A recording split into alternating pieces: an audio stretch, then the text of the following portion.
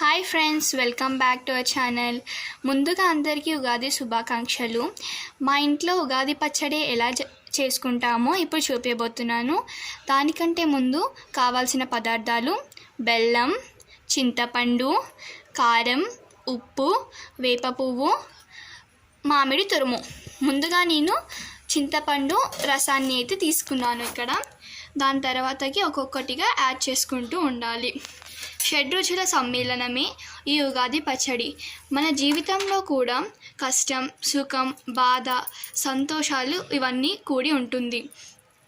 వాటిని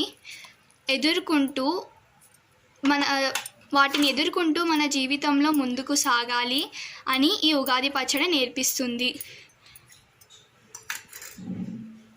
ఇలా మనం ఒక్కొక్కటిగా యాడ్ చేసుకుంటూ ఉండాలి. కొంచెం ఉప్పు, కొంచెం కారం, బెల్లం, వేప పువ్వు, ఇలా అన్నిటినీ యాడ్ చేసుకుంటూ ఉండాలి. ధన్యవాదాలు. Like, share, subscribe to my channel.